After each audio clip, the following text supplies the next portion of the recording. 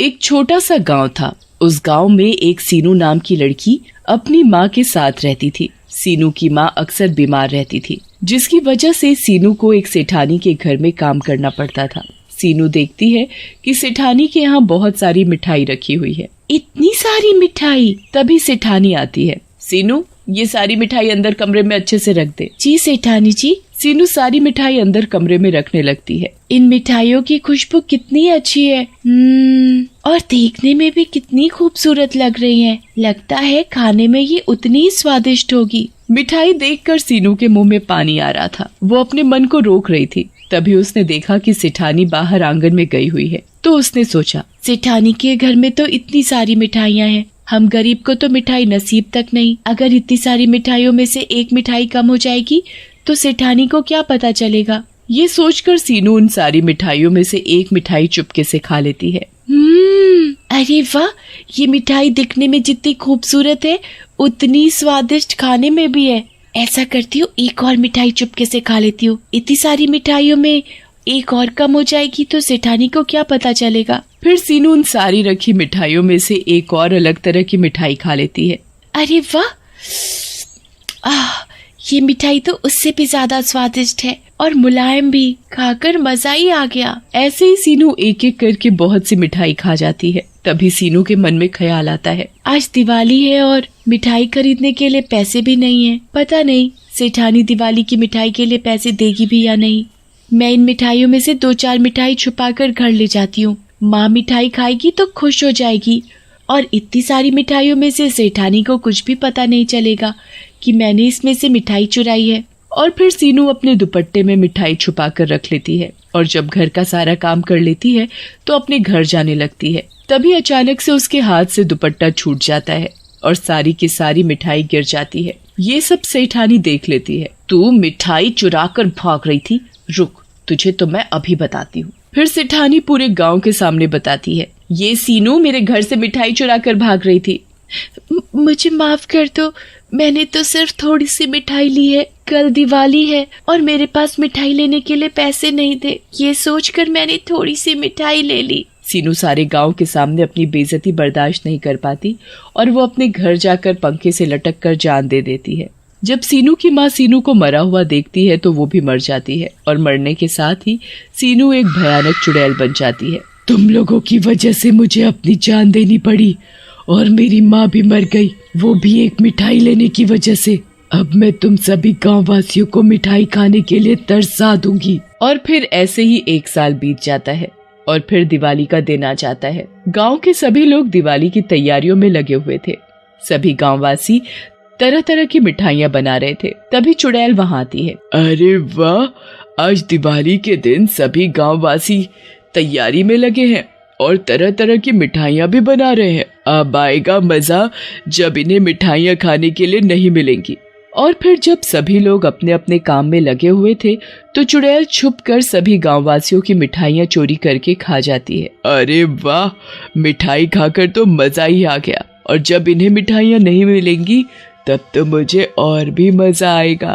और फिर कुछ देर बाद सेठानी कमरे में मिठाई लेने जाती है तो हैरान हो जाती है। मेरी मिठाई? अरे मेरी मिठाई कहाँ गई? अभी तो मैं यहाँ रख कर गई थी, फिर मिठाई कहाँ चली गई? हाय रे, अब हम मिठाई के बिना दिवाली कैसे मनाएंगे? सेठानी पूरे घर में देख लेती है पर उसे मिठाई कहीं नहीं मिलती और वो रोने लगती है। हाय रे, मेरी मिठाई ना जाने कौन चुरा ले गया। चुड़ैल सेठानी को रोता देख बड़ी खुश होती है। मुझे मिठाई चोर बोला था ना, मैं भी देखती हूँ कि तू दिवाली पर कैसे मिठाई खाएगी। ऐसे गांव के सभी घरों की मिठाई चोरी हो जाती है। कोई भी गांववासी दिवाली पर मिठाई नहीं खा पाता और फिर ऐसे ही उस गांव में जब भी दिवाली होती तो वो चुड़ैल सभी गांववासियों की जितनी भी सारी मिठाइयाँ होती वो चुरा लेती और खा जाती। गांव के लोग मिठाई को छिपाने की कितनी भी कोशिश कर लेते पर चुड़ैल सारी की सारी मिठाइयाँ ढूंढकर चुरा कर खा जाती। पर आज तक किसी को पता नहीं चल पाया कि सारे गांव की मिठाई आखिरकार दिवाली पर ही कौन चुराता है। कल दिवाली है और सभी गांववासी ये सोचकर चिंतित हो रहे थे। कल दिवाली है, पता नहीं इस बार भी दिवाली बिना मिठाई के मनेगी या नहीं।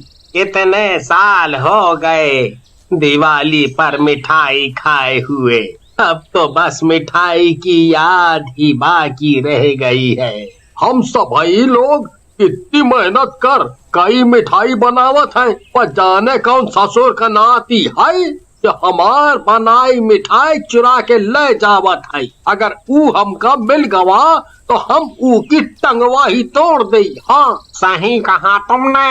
गांव के सभी लोग तरस गए हैं मिठाई के लिए। चलो भाई चलो, चलते हैं।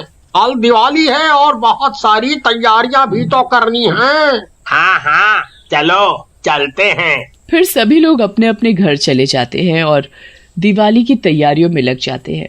पूरा गांव रोशनी से जगमगा रहा था। इधर चुड़ैल भी खुश हो रही थी। कल दिवाली है और इस बार भी मैं हमेशा की तरह गांव के लोगों की सारी स्वादिष्ट स्वादिष्ट मिठाइयाँ चुरा कर खा जाऊंगी। जब इन गांव वासियों को मिठाइयाँ नहीं मिलेंगी तब बड़ा ही मजा आ जाएगा। इन गांव वालों ने भी मुझे बहुत तड़पाया है। इन्होंने तो मुझे मिठाई चोरी बना दिया। फिर चुड़ैल दिवाली के दिन का इंतजार करने लगती है।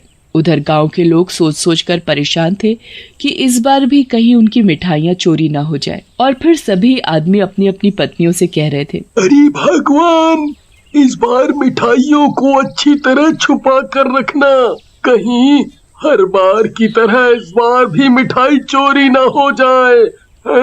अरे मैंने मिठाई ऐसी जगह छुपा कर रखी है उसे कोई भी नहीं ढूंढ पाएगा। फिर उस आदमी की पत्नी मिठाई को भूसे के अंदर छुपा कर रख देती है। गांववासी भी अपनी अपनी मिठाइयों को छुपा कर रख देते हैं और अपने काम में लग जाते हैं।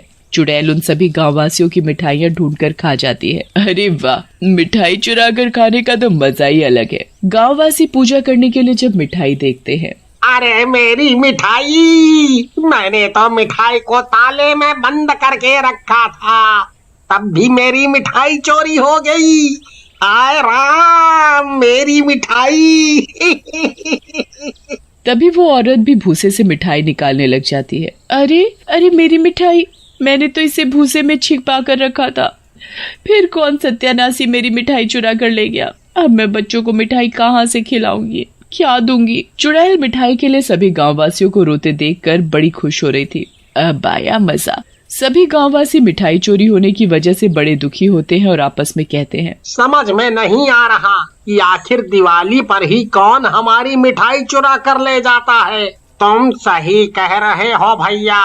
तभी गांव की एक औरत कहती है, मुझे तो किसी भूत प्रेत का साया लगता है। हम सब ने अपनी मिठाइयों को कितना छुपा कर रखा, फिर भी वो चोरी हो गई। तुम सही कह रही हो। हम सबको पुजारी जी के पास जाना चाहिए, अब तो वो ही हमारी मदद कर सकते हैं। और फिर सभी गांववासी और सेठ सेठानी भी पुजारी के पास जाते हैं। पुजारी जी, पता नहीं कौन हर दिवाली पर हमारी मिठाइयाँ चुरा कर ले जाता है, जिसकी वजह से हमारी दिवाली फीकी रह जाती है। हम दिवाली पर मिठाई खाइबे का तरस गए हैं। भला बिना मिठाई के भी कौनो दिवाली होती है।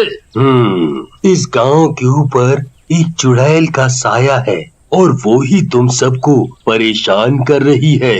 वो ही तुम सबकी मिठाइयाँ चुरा कर खाती है। पुजारी जी, हमें उस चुड़ैल से बचा लो, जिसकी वजह से हम सभी दिवाली बिना मिठाई के मना रहे हैं। पुजारी जी अपनी आंखें बंद करके मंत्र शक्ति से चुड़ैल को अपने सामने बुलाते हैं। ए पुजारी, क्यों बुलाया मुझे? क्या तुझे अपनी जान प्यारी नहीं है? तू इन गांव वासियों को क्यों परेशान कर रही है?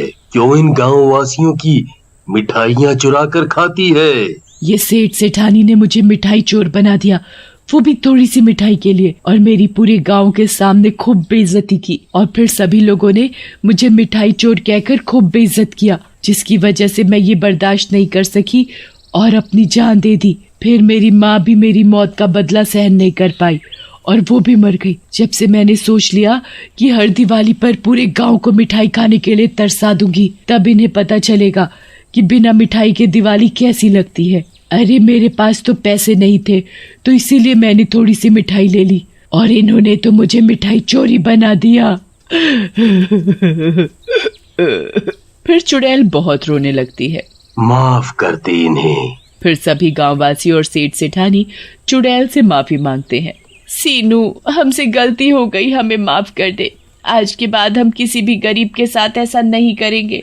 और सब अनाथ और गरीबों को दिवाली पर मिठाई बांटा करेंगे। फिर पुजारी लोटे से गंगा जल चुड़ैल पर डालकर उसे मुक्त कर देता है और वो चली जाती है।